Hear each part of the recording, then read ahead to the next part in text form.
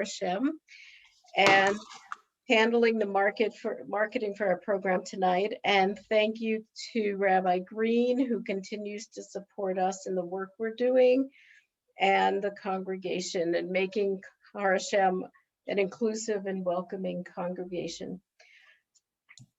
Thank you, Erica, our professional from Jewish Disability Advocates, who provides guidance and expertise to our committee and who will assist in managing our chat feature and other technology tonight. Thank you, Jane Stein and Sue Baer, members of Har Hashem, who have helped plan this program. And thank you to our panelists who have volunteered their time to be here to speak tonight and share their personal and professional information about autism. I'll be introducing the panelists before they speak. And Erica, I invite you to share a few points on tonight's technology. Great. So actually the first one, Bonnie, I have to ask you, since you were the main host, I don't see the live captioning option on my controls right now, and you may have to initiate that. Oh, I see that. Okay. If you, you were great. So now it's coming up. If you initiate that. Wait, is it now? It was there for a second and it disappeared. Yeah, I think I pressed it twice. Okay, it's Great. on. So now if everyone should be able to see that there's a live transcript option at the bottom of the screen. And if you want to show subtitles, if that's helpful to you in any way, you can just click on the show subtitle. And for those of you who are familiar with Zoom subtitling, it does a pretty good job. It's not perfect, but it definitely aids those who may have difficulty hearing or other reasons they want to use subtitles. So please go ahead and turn that on if it's a benefit to you, and you can always turn it off if you find it distracting. So that was the first point. The second, we are going to invite all our panelists to speak. Each will have about 5 minutes, and then we were going to take question and answer at the end. However, if there's something that a panelist says and you want to write your question right away, feel free to write it in the chat. I will be keeping track of that. And if you want to write a question more anonymously, you could send it directly to me, and then I can announce it to the whole group later on when we do the Q&A portion. Also, when we do Q&A, you can either raise your hand. We're a small enough group that you could raise your hand, and Bonnie and I will be looking out for that visually, or you can use the reactions feature. If you see that little button on the right-hand side of your toolbar, there's a little hand button that you can use to raise your hand with the reactions feature. If you just press the raise hand, we'll see that in your screen as well. And that should be it. So again, looking forward to all of the panelists, and Bonnie, I turn it back to you. Okay, so our first speaker tonight is Karen Zaid. She and her husband Nigel adopted 2 beautiful children from China. The kids were both 11 months when they came to live with them. Olivia is a senior at Monarch High School and is on the autism spectrum. Tyler is a freshman at New Vista High School. Karen spends a great deal of time advocating for inclusion, public awareness, and choice for the intellectual and developmental disabilities IDD community at the state and local levels. She has served on the ACL board, district and school accountability committees, the Early Childhood Council of Boulder County, and the B'nai Shalom Inclusion Committee. She's also involved in creating a co-housing, diverse community, providing work, play, and living opportunities. Karen? I have to unmute. Hi, everybody. I'm Karen Zaid, and you got the general gist of who I am. And when I talk about my kiddo with autism, one of the ways for me to describe it is take you on a little journey. So the story I heard a long time ago, and it's about a woman who's so excited for her first international trip. or so excited to have their child, get their first child. We're going to go on an international trip to Italy, and we're going to go to Tuscany, and we're going to go see the statues, and we're going to eat amazing food. And you build it up, and you pack, and you spend so much time planning, and you get on that plane and you start to travel. So excited, right? So you're getting ready to land, fasten your seatbelt, it's time to land. The announcer gets on the speaker and says, "Welcome to Finland." I'm like, Finland? What do you mean Finland? Well, what it tells you is, what this story tells you is, I'm now in Finland. I'm not in Italy. I don't have a perfect family unit. I have challenges in my family, but Finland is beautiful and it has okay food. You know, it's not as good. Maybe you have to search a little harder for it. But the point is, it's still beautiful, but there's new challenges. So I like that comparison because when you're pregnant and you're going to have your first child, you have all these big visions and dreams. And whether my kids are adopted or not, these things still do happen in people's lives.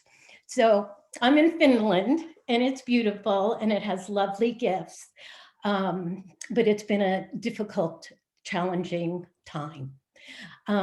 So what happens? You get a diagnosis. You find out, well, maybe you can't even get that diagnosis, but you know something's wrong. You know something's a little off. You know, my child is not maybe speaking at a certain age, or maybe she's not even walking, but she came from an orphanage, so it'll get better, but it doesn't. And as she progresses to the age of 5, things really start to show a gap between, oh, welcome to Olivia. Here's Olivia. So here you are. Now you have to figure out, well, what do I do? What kind of therapy do I get? Do I get brain waves? Do I have OTPT? Should I have hearing? I mean, there's choices are endless and there's no one go-to.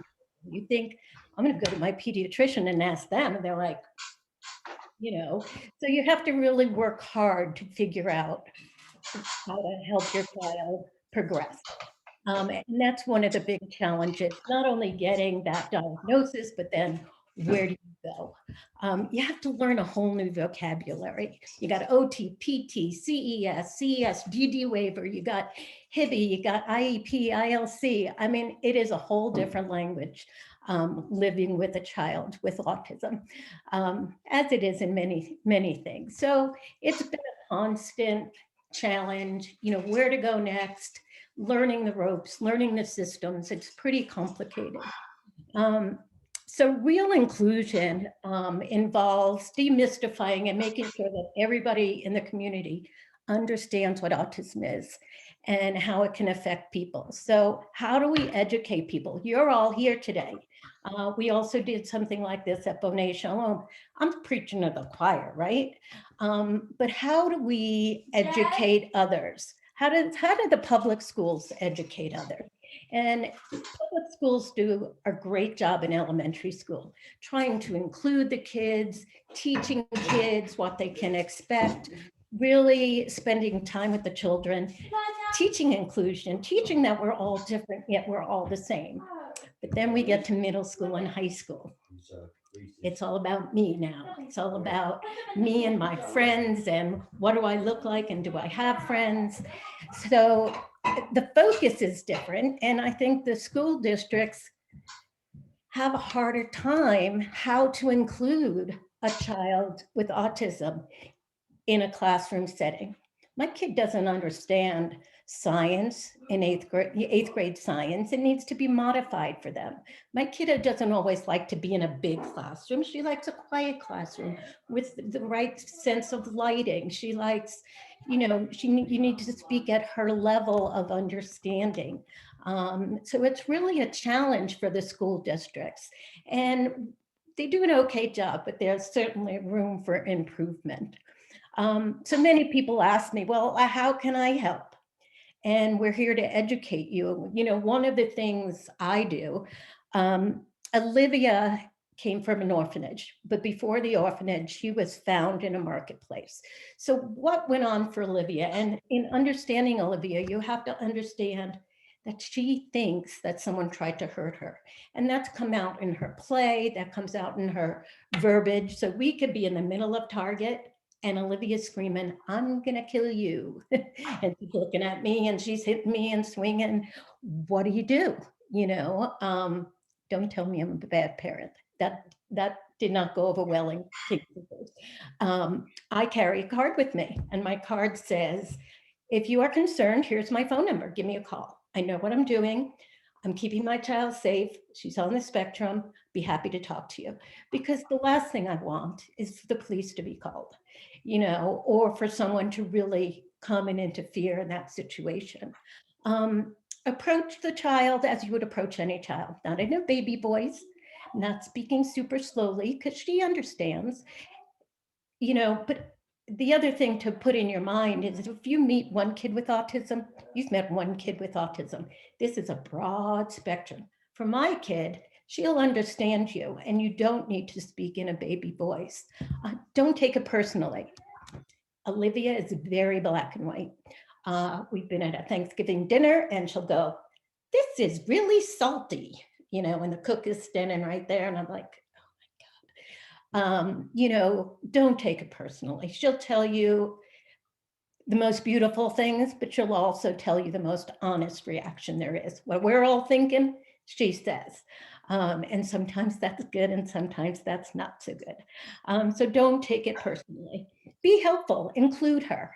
When we're at Bonnet Shalom, and Olivia's wandering around, she's wandering around the synagogue, Rabbi Mark says, "Hello, how are you?" Even though it's quiet and everybody should be sitting, he doesn't shush her. He doesn't push her away. He acknowledges her and then quietly maybe redirects her. The women in the kitchen, "Come and help, Olivia. Come and help." She likes to help. Be patient and tolerant. You don't know what kind of kid you're looking at. If there's a behavior that's going on out there, you don't know their background. You don't know where they've been. So be patient and tolerant, and don't assume. And then the other thing you can do is ask the parent, how to be with a child with autism if you're not sure. But these kids listen, they're smart, they hear you whispering in front of them, they know you're talking about them. So, be respectful as you would be to anyone. So, like I said earlier, Finland has some great gifts, and Olivia has brought so many great gifts. I know why Olivia is in my life. I grew up Jewish New Yorker who went to temple in my lovely outfit. And look, she's wearing that such and such plaid jacket. Isn't it nice? Well, you know what? I live in Boulder now, and I got a kid with autism, and I don't really care what it looks like anymore, because the truth of the matter is I live this everyday life with my daughter who has challenges, and some days are great days, and some days I want to crawl under a rock. So you get a little bit of both. At our bar mitzvah, we did a b'nai mitzvah with both kids at Bonnet Shalom, and we chose to do an afternoon service. I wish more people could be there to see our lives and to see exactly how it is. As Olivia's pulling down her dress and exposing herself and saying, "This dress is itchy," or when we're doing the talis, she couldn't switch from Baruch Atah Adonai because all we taught her the whole time was Baruch Hu et Adonai Hamvra. So we didn't teach her the prayer for the talis. She couldn't quite get it. This took at least 10 minutes, but it was beautiful. It was lovely. She's the one who says, "Hey, where are the tissues? My mom is crying." She's the one who says, "Hey, it's my turn. Hey." It was just really a beautiful, beautiful gift to see the process and to see her brother love her and to see them just care for each other, and for Tyler to read his Devar Torah while Olivia's sticking her head in his face and just carrying on, because that's what we do. So when people understand each other, their strengths, their struggles, they're able to be more empathetic, and together we can have more successful relationships. So be kind to your fellow stranger. You don't know about their background and where they've been and where they come from. So that's it. Karen, thank you so much for sharing your life with us. I think you really shared your daily experience in a way we understand what's going on. Our next speaker is Jane Stein. Jane has two sons in their young 20s. When her youngest son started displaying symptoms of autism, she threw herself into intervention mode and retired from her career as a certified financial planner.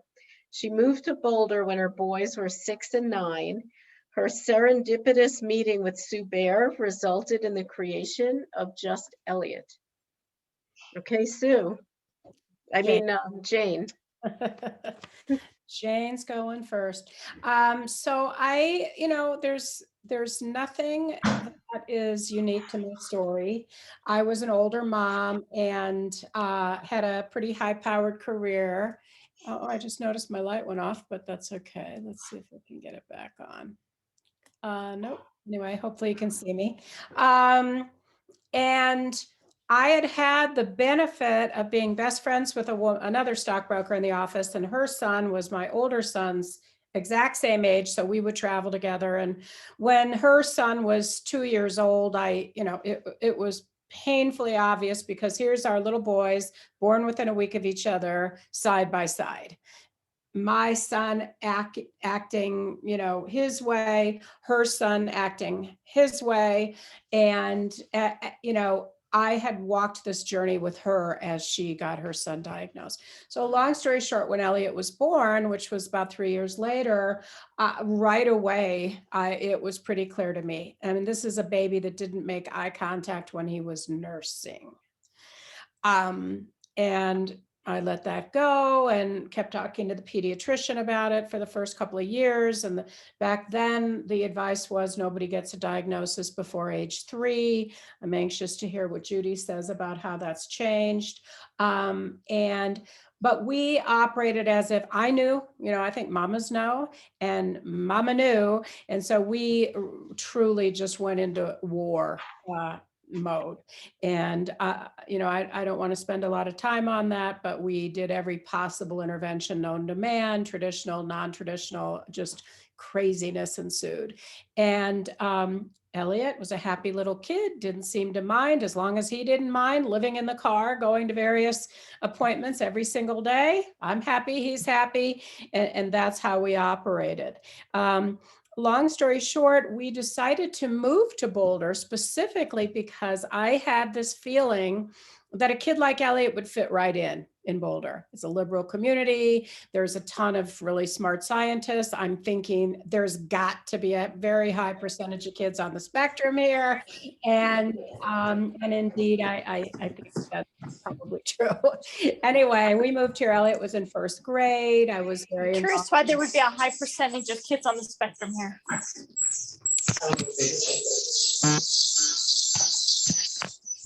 Is mine interfering with yours? Are we okay? So anyway, I was in the classroom a lot. It was first grade, and first grade, there's not a lot of difference with a high functioning kid, or wasn't with mine. And, he's yanking on his clothes and not, settling down easily, but a lot of first graders are like that. Second grade, differences are starting to appear a little bit more obvious. And in second grade, I would spend a lot of time in the classroom, and there was one little girl who came up to me and said, "What's wrong with Elliot?" And of course, my hackles are up and I'm defensive. And my response was, "Nothing's wrong with Elliot. He's just Elliot." And, but I was observing this behavior. It's not that Elliot was ever bullied. He never was. It's not that anyone was ever mean to Elliot ever, because it's Boulder and there's a lot of value on kindness here. And which is what I was hoping for. But I did definitely was annoyed that Elliot wasn't invited to most of the birthday parties. Elliot would be sitting alone in the cafeteria at lunch most of the time, stuff like that. And so this thought was germinating in my head, and that somebody should really write a children's book, age-appropriate book for second, third, and fourth graders, just explaining, autism in some age-appropriate way. And had actually talked to my mother about it because she was a children's book author back in the day. And it just was germinating, and time passed, and now Elliot marches along in his own developmental way, and everything's cool, and he's in high school at grade level, and I am at a Horace Shem event, and I knew Barry. And we're outside the Boulder Theater, and he introduces me to Sue, his wife. And I said, "Oh, what do you do?" "She's a children's book author." And I'm like, "Really?"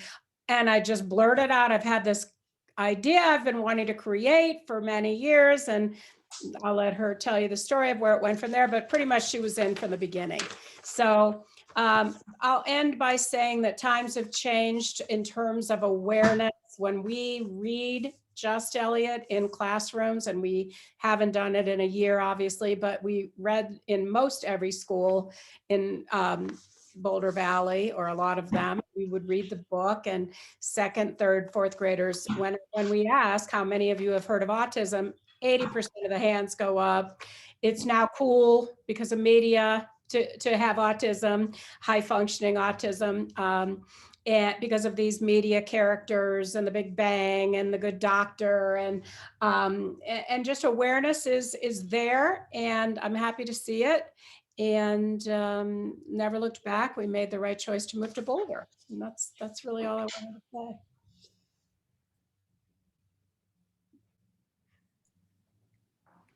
You didn't mention that Elliot is now a college graduate. That is true. By hook or by crook, the kid graduated college, woohoo, and is gainfully employed. Not in his field, but very happily employed at Amazon in a warehouse, and making great money and physically fit. He's got an Apple Watch, and every day he proudly tells me how many calories he burned and how many miles he walked. And it was pretty clear from the beginning he loved the job, and I couldn't figure it out. And I said, "What do you love about it?" And he said, "Because I get to walk around and talk to myself and nobody bothers me." Oh, that's great. So he loves it. Thank you, Jane. Thanks for sharing your story with us, and greatly appreciated. And our next speaker is Sue Bear, a children's author and author of Just Elliot. Prior to Just Elliot, Sue wrote 5 children's books in private publication, a published interactive workbook for children of deployed soldiers used by counselors in school systems, and 3 picture books. Just Elliot is a story about a boy navigating life on the autism spectrum, and it was chosen as the Jewish Disability Awareness Acceptance and Inclusion Month's Children's Book of 2021 by Shelley Christensen with JDAM, and is currently available on Amazon and in bookstores across the country. Sue shares the honor with the real-life Elliot, his mom Jane, and our talented illustrator Pamela Barcita. So Sue, I turn this over to you. Well, thank you. And thank you for that nice introduction. I'll pick up where Jane left off. I had 3 books that had been published, and I was sort of fiddling around with a 4th one. And when I met Jane, I said, "Well, that sounds kind of interesting. Let's talk about it." And we had coffee and had a conversation. I said, "Well, let me meet Elliot." And I knew very little about autism.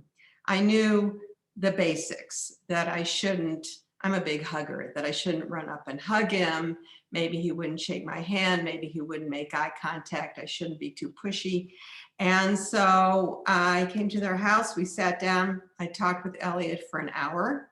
And when I was done, I said, "Oh yeah, this is a good project." So I put my current project on hold, and I had to start doing some research. And the point of my research was to figure out and understand what autism is for openers, how it presents in different people, the triggers, the self-soothing behaviors that ensue from the triggers, and sensory overload were my main focuses. And I did interviews with one of Elliot's therapists, an autism coach, teachers, and I did a lot of reading and took anecdotal evidence. And then we put the book together. And before we finished the manuscript, Jane was able to connect with Temple Grandin, who was kind enough to review the manuscript and give us some really good input. And she even wrote the foreword for us, which we thought, oh, I will show you the book now and I'll show it to you again later, because the illustrations are really, really fabulous. I'll just show you one real quick.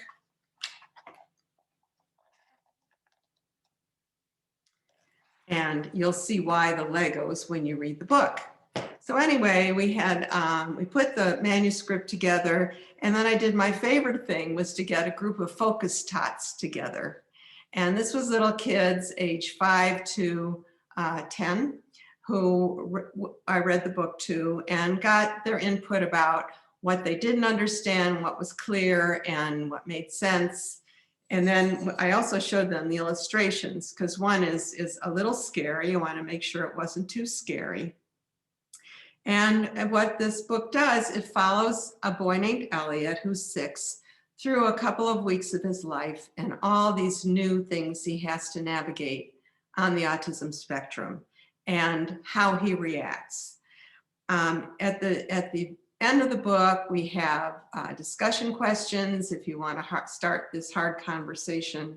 We have resources, places you can go for more information. And so, as Jane mentioned, we talked to, by my count, about 2,000 children over time, over a school year in the Boulder Valley District. And I didn't think the kindergartners would get it. And I thought the 5th graders would be too old and kind of bored with it. Total universal acceptance, a lot of engagement, a lot of good conversations about bullying, inclusion, and strange behaviors that kids didn't understand. It was really heartwarming experience. We are also invited to the Tattered Cover in Denver to give a talk, and we were interviewed on Colorado Public Radio, which you can find on YouTube if you're interested. So it's all been really, really wonderful experience. And then last year, I was contacted by JDAME, which is Jewish Disability Awareness, Acceptance, and Inclusion Month. And we'll have the website up on the screen on the chat. So if you're interested, you can get more information about this organization. It is international, and I'm going to read their description so I don't mess it up. It is a unified effort among Jewish organizations and communities worldwide to raise awareness and foster inclusion of people with disabilities and those who love them. So you can go to the website if you would like some more information. And every year they pick an adult book and a children's book to be featured for the year. And luckily for us, Just Elliot was chosen. They liked it and they think it's of value. Of course, Jane and I would like to see it in every doctor, pediatrician's office and school library in the world. We're working on that. So if you would like more information about the book or about anything on our journey, please email me at bearpawprint@gmail.com. That will also be in the chat.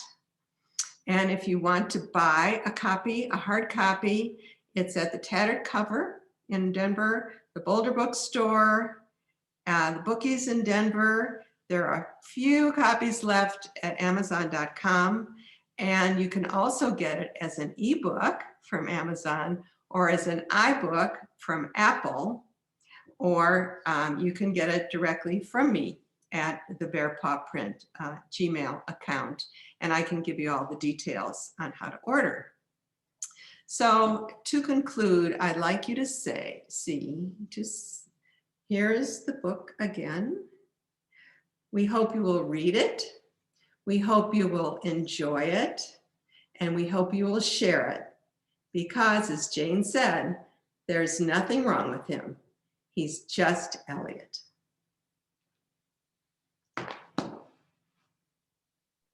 Sue, that was wonderful. Thanks for sharing that with us.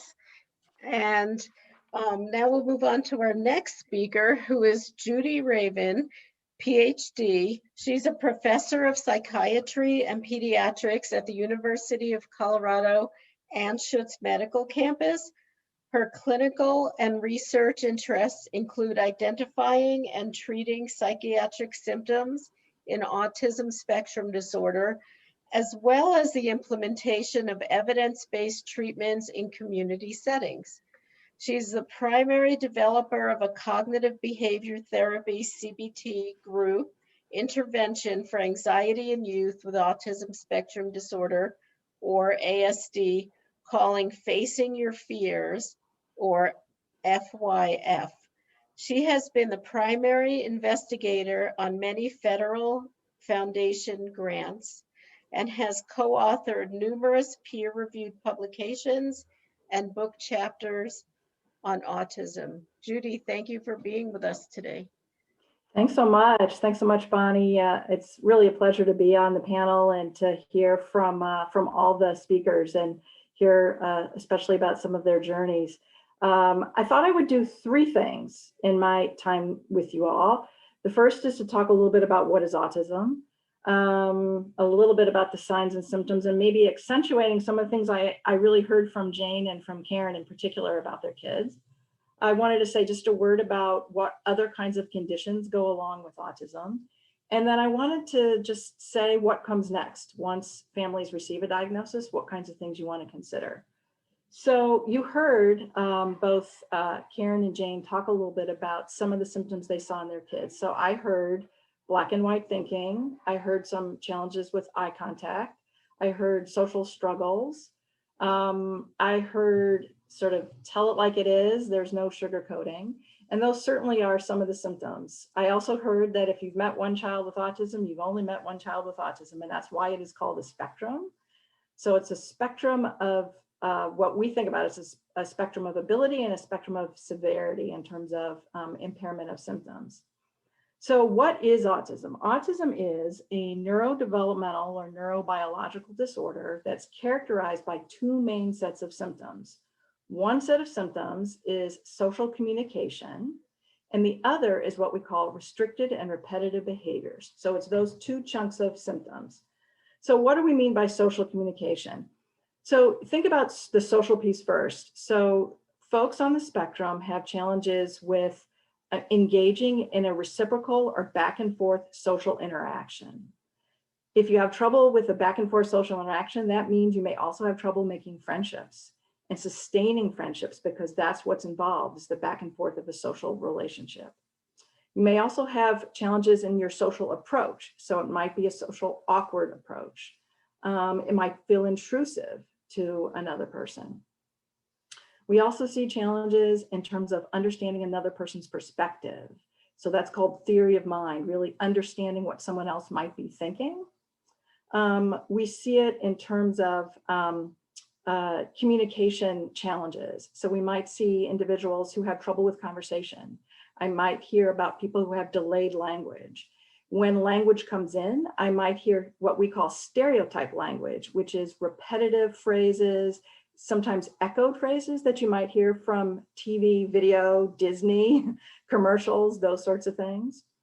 And then we also might see a challenge in terms of the nonverbal communication. So I think Jane had said something about, eye contact from the very beginning. And this is true. We do see many of our folks who have challenges, not just with eye contact or gesture use, but it's incorporating those forms of nonverbal communication with verbal language. Okay, so that's the social communication. It just gives you a taste about that.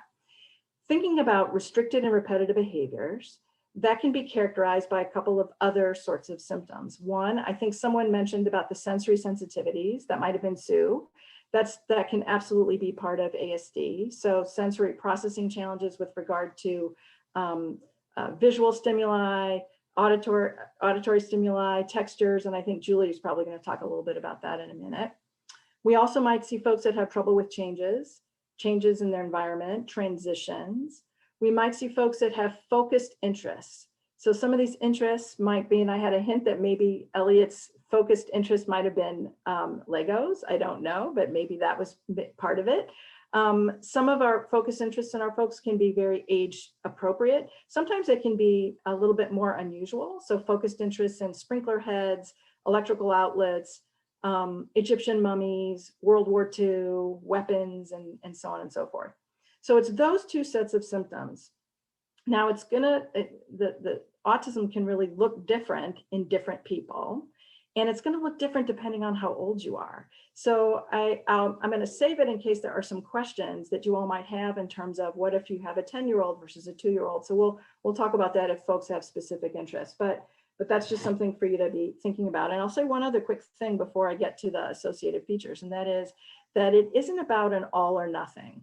So it isn't about individuals with autism never look, or individuals with autism never have friends. It isn't about that. But it tends to be about the quality of behaviors and the frequency with which behaviors occur.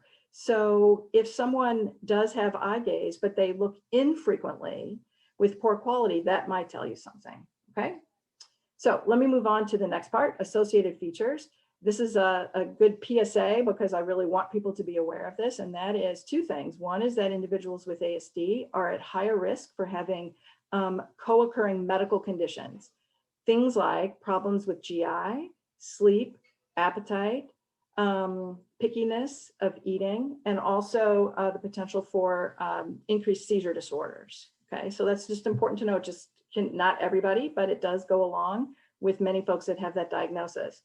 The other thing that is very common, and you could hear from a little bit of my introduction, some of the things that I really am focused on, and that is the co-occurrence of mental health symptoms in kids with ASD. And adults too. And this is a big issue and it needs to be identified and treated. The most common symptoms are going to be ADHD, anxiety, and depression. And then finally, let me just say, what do we do? What do you do? What do you do if you know someone in your family who's just had a diagnosis? A friend has maybe just been told you their child was just diagnosed. Here's a couple of take homes. And I think, again, Julie might be speaking more to this in just a few minutes, is you think about what autism does. So it really has holes, if you will, in skill development. So treatment really is about filling the holes and teaching the skills that kids are missing. And it isn't just in social communication areas, but really autism can affect abilities across the board. It can affect your motor abilities, sensory, academics, daily living skills, and social and communication. And so what we want are treatments that are tailored to teach individuals with ASD in ways that they can gain skills. And the strategies for teaching kids on the spectrum are what we call autism-specific strategies. So there are very specific ways of teaching kids new skills so that the new skills will stick. And if we don't have the autism-specific strategies, it could feel like teachers are spinning their wheels or parents are spinning their wheels, and it's just not getting you anywhere. But you have to be in the hands of someone who's really got some experience about the special ways to teach kids on the spectrum. And then with that, many of our guys do very, very well. It was wonderful to hear about Elliot's graduation, and really also though Olivia is gaining skills as well, and the bat mitzvah. I mean, these are wonderful achievements and things that we all should be celebrating. So I'm gonna end there because I want to give Julie a chance and then chance for other folks to ask questions. So I'll just pause and take any questions later. Thank you. Thank you, Judy, for all that information and sharing with us.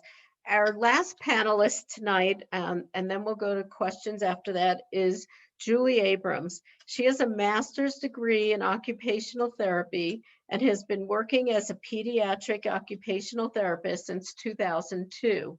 One of her specialties is sensory processing disorder, SPD, and she is a SIPT, Sensory Integration and Practice Testing certified.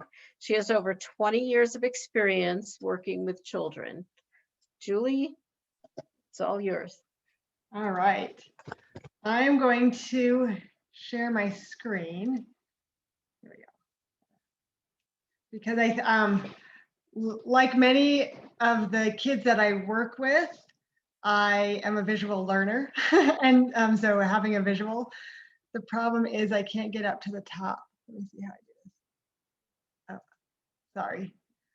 Okay, well, that's just going to have to do because because of the way that Zoom is, I can't get the slideshow going, but that's okay. Okay, so I am an occupational therapist, and it's been great to hear everybody's journey, and Karen and Jane especially. It's always nice for me to hear from parents of kids who are older. I tend to work with kids who are between the ages of, there we go. Between the ages of like 1 and 14 is really pretty much the oldest that I work with, but it's nice to hear what happens to the kids after I stop seeing them. I love when I hear from other families. So I am an OT, and occupational therapy is something that is not well known. And so I think in understanding me and what I do, it's also important to understand what is occupational therapy. And it's something that can be given throughout a lifetime and a lifespan. And if you know someone who maybe like broke their hip or had a hip replacement, they might have had occupational therapy in the hospital as a way to help them to participate in their activities of daily living with getting dressed and taking a shower. And so for me, and working with children, children's occupations are similar to what Judy had explained in some of that social interaction. It's being a friend, being a student, playing, and how can they interact with others. So, but that's what I do. The real small, short definition is I help address fine and gross motor skills, attention, and sensory system. And I'm going to talk more about the sensory system because that tends to be the reason why people come to see me the most, especially those with kids with autism. So that leads us to what is sensory processing or sensory integration. So it's this lecture is actually like an hour long, so making it 5 minutes is quite challenging. But so sensory integration is just the normal process of taking in the information from the environment and then making sense of it to be able to make a plan. So for example, there might be sounds in your space that you're in right now that you're hearing, but you're not attending to. And your sensory system has the ability to know that that sound is not important. For example, like I have a fan on right now, so I know that that sound of the fan is not important, but I know I'm aware that it's there and I'm able to focus on the speakers speaking. Where sometimes if there's a dysfunction with sensory integration, we have a hard time processing the information and understanding what is important and what is benign and how should I pay attention. And so what happens is, like Karen described with Olivia and the Tali having, trying to take it off, she couldn't interpret that like, okay, this is just my shirt or a cloth and I'll habituate to it. And her system wasn't doing that at the time, and instead was giving a fight or flight response, and she felt like she needed to fight to get that all off. So that's sensory integration dysfunction. So when I am working with kids, so these red flags are for occupational therapy, and it is quite a journey, like Karen talked about when you first get the diagnosis, like, oh my goodness, where do I go? Who do I turn to?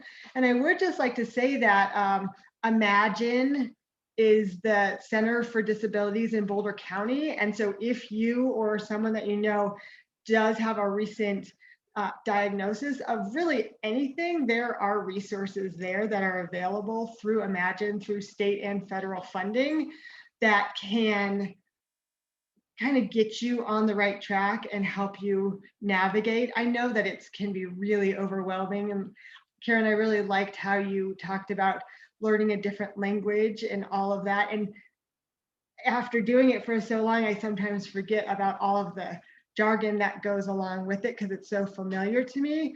But I think that Imagine has a lot of great resources for those of you who are new to the process. So these red flags are specific for occupational therapy. And you know, if your child is doing these things, like Jane said, I knew something wasn't right, but the pediatrician kept saying, well, let's wait and see and wait and see. To me, that drives me crazy, because early intervention is key. And it's really important. So if you do have a concern that your child isn't sitting upright, or they just seem like really floppy, or they're falling over a lot, or somebody, you know, bumped into them on accident in line and they reacted and hit them, these are not, you know, necessarily normal reactions, and these can be addressed through occupational therapy. And like Judy also talked about, the picky eating or just the hypersensitivity to noise. So, and in general, if you do know a baby, I'm just going to put this out here because I have the opportunity, crawling is very important. And not all pediatricians emphasize the importance enough, but if you talk to any OT or PT, they will tell you it is the foundation for motor learning and other development. So please encourage all the babies that you know to crawl. So I always think that it's important when we're looking at OT and what we can do to help our kids, and especially when you come to a talk like this, it's important to be able to go away with a golden nugget, as I like to say. So one thing that I like to do for kids, excuse me for 1 minute. Of course, I'm getting interrupted at the moment, just like Karen did. So structure and predictability, it works for kids with autism and it works for other kids too. So what I have had heard once is, what works for kids with autism works for everyone. And I think that that's taught us as educators a lot. So visual schedule, really clear beginning, middle, and end understanding, and the use of songs. These are just really small, brief things that I can address to tell you how I work with not just kids with autism, but really all kids who I work with, depending on their needs. The other, I would say, most important part of what I do as an OT is creating a sensory diet for children. And then I teach the parents how to implement the sensory diet so that I can fill parents' toolboxes with things, strategies, and then they can take that and help their children forever. So sensory diet is right, it's right here on the screen, but you know, multi-sensory experiences that one's seeking out to help basically organize and regulate the nervous system. And the example of that are just these little pictures of things, jumping on a trampoline or a therapy ball, or getting squished with a ball or a beanbag. And to me, this is everyday life, and I'm sure to Karen and Jane it is as well. But for those of you who aren't as familiar, these are just some of the strategies that I use. And like everyone else has said, if you know one kid with autism, you know one kid with autism. And so it's individually crafted to meet the needs of the kid that I'm working with. So I think I made it within the time constraint, and if there's any questions, I would be happy to answer them, because I think it's the question and answer time. Yes, thank you, Julie, for sharing all of that. And now I'm going to turn it over to our audience to either raise their hand and ask a question or put their question on chat to be answered. And Erica is going to manage the tech part of this. So does anybody have any questions?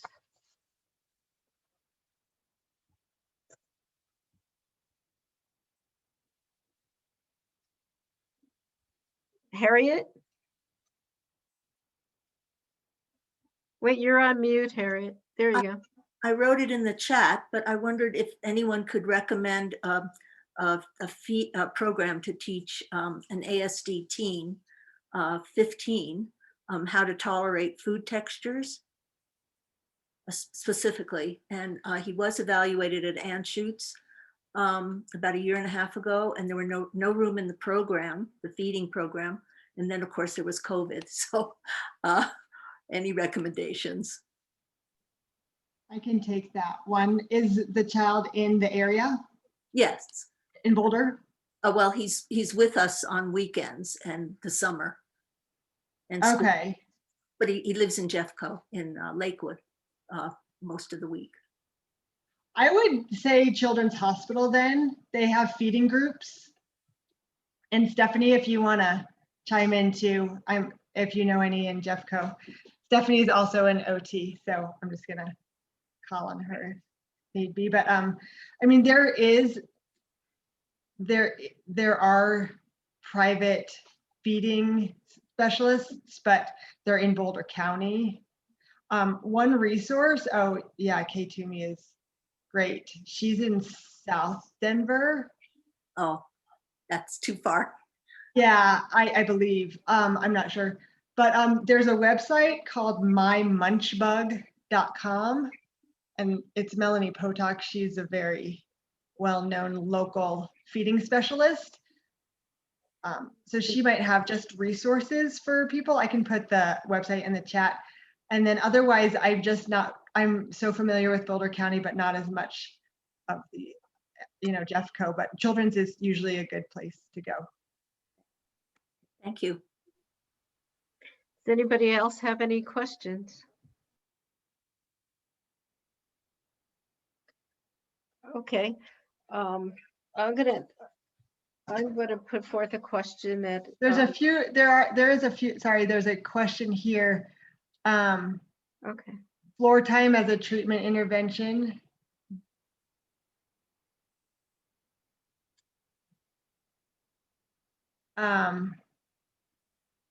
Stephanie, are you familiar with floor time? Yes. You want to talk? There was a question here from Pat Lucas on the floor time as an intervention. Has anyone heard of floor time as a treatment intervention?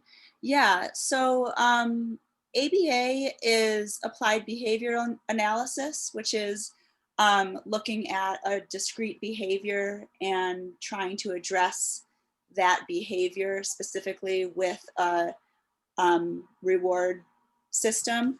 And floor time is a more, an intervention that's more focused on the social relationships and with the child and their caregivers or, family members, friends. So floor time is really much more kind of fluid and social emotional based rather than specific behavior based. I guess that would be the quick answer. Oh, thank you, Stephanie. Are there any other questions? Sorry, I have one more thing to address that other question. The other option I was just thinking of, given that now everybody is well versed in telehealth, if you're, the person that you asked about the 15-year-old, I mean, telehealth could be an option too. I don't know if Melanie is doing telehealth with kids in feeding. It's obviously a lot, oftentimes better, but there's a lot that you can do via telehealth. So that could be an option as well. But I put the website in the chat.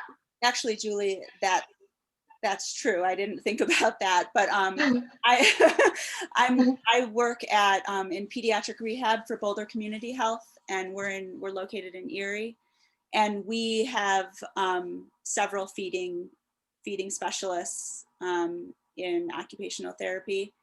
And right now, the feeding therapy looks very different, you know, because of COVID, but we are doing feeding intervention over telehealth, which has been actually really great because you can work on it with the family in the home environment. So, you know, it's, and not in the clinic setting. So that could be an option for them. Could you put a contact? Sure. Thank you. Yeah. You're going to put that in the chat, Stephanie? Yeah. Okay. Okay. Another question is, how do I tell my family my child has autism? Or do I tell my child that they have autism? And how do we do that? And I'm going to address that to Judy. That's a really good question. So a couple of things that I think about is, let's talk about telling the child themselves about autism. And I would bet that Jane and Karen probably have their own experiences of how they've done that. But here's my quick rule of thumb, is that I tend to think about telling kids when they're, maybe about 8 or older. And I talk to parents about telling them when they start asking questions. So that many times, depending on the age of the child, when they're first getting their first diagnosis, parents are needing to process the information themselves and need a little bit of time to think about how they want to share it. And so the idea of turning right around and telling your child at the same time is I think a little bit difficult. But at some point, kids start asking or start telling or start saying, why are things hard for me? Why am I struggling with friends? Why are things so much easier for my brother or my sister than for me? It's sort of like, how do you know when to tell your child about the birds and the bees? It's when they start asking questions. So it's the same sort of thing for me, is when they start asking questions, then you know they're ready. And then what do I tell them? I do a lot of, let's talk about who you are. Let's talk about all your strengths. Let's talk about the things that you might struggle with. Let's talk about how that might compare to maybe other kids your age. And then I say there's a name for it. There's just a name that describes some of your challenges, but some of the stuff that's really a strength of yours. And it's just something you should know. And the reason I like to tell kids and like to have them know that is because as we all get older, we all have to advocate for ourselves. We all have to tell our teachers and our friends, hey, here's something you should know about me. Whether we use the label or not is our choice, but it is good to know some things about yourself. You should know I'm the kind of person that is a visual learner. I'm the kind of person who does great with memorization. I'm the kind of person who does not do great with change. And so when you know these things about yourself, whether or not you use the diagnosis, I think it can really help in terms of forging relationships as you get older. The other thing is that kids will find out if you don't tell them. So they'll hear parents talking about autism, they'll hear other people mentioning it, and we want to be direct and transparent about it. Judy, do you have a book? Do you have a book recommendation for kids specifically? You know, there are so many these days. There used to be some on when Asperger's was a diagnosis. There were some that were specifically geared towards Asperger's. I don't necessarily have a book in mind that I recommend. I just talk with parents about it and about how to share it with their kids. Sue's sharing her book. You can do Just Elliot. But those are some things I think about how to talk to kids themselves. Also, can I just say one other quick thing about talking with other family members? Yeah. Is that what I would say about that is that everybody's family is a little bit different. So some families extended family may be incredibly supportive and are willing to be on the same page as parents and say, yeah, you're right. Like, I know there's something going on. And then there may be family members who are not as helpful and may say, there's nothing wrong with this, with your child, it's your parenting or something. And we want to be careful to not fall into any of those traps and really be, think about who and how we want to share information with extended family members. And it's okay if folks cannot agree with the diagnosis, but if family members can agree with a treatment plan or agree with an approach and get on the same page about some of the challenges, that's maybe the best way to go, as opposed to really trying to convince somebody of a diagnosis that they may or may not agree with. Thank you, Judy. Does anybody else have any questions? Okay. Oh, we are at our 8 o'clock time, and if there are no further questions, we can have closure for this program. Thank you all for attending today. And this presentation is recorded. If there's an organization or somebody that you would have in mind to share that with. Erica, do you want to add any closing comments? I would just thank all the participants. I really appreciate everyone who shared both their expertise and their personal experiences. It was definitely very informative and helpful. And also want to say that Harshem is going to be planning another series on autism with young adults on the spectrum. And so that may not be till the fall, but we're very excited about having that opportunity to discuss autism with a series of young adults. So please look for that, and we'll keep you updated about that when the time is coming for that program. So thank you all for being here, and hopefully again we continue to all learn and grow with each other. Thank you. Thank you, panelists, and thank you, participants, and thank you, audience, for attending. Have a good night. Bye, everyone. Thank you. Thanks, everyone. Thank you, Karen.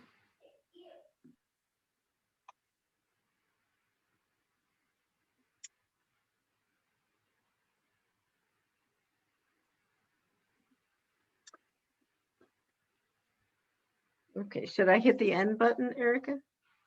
I think you can do that. Thank you for all the help.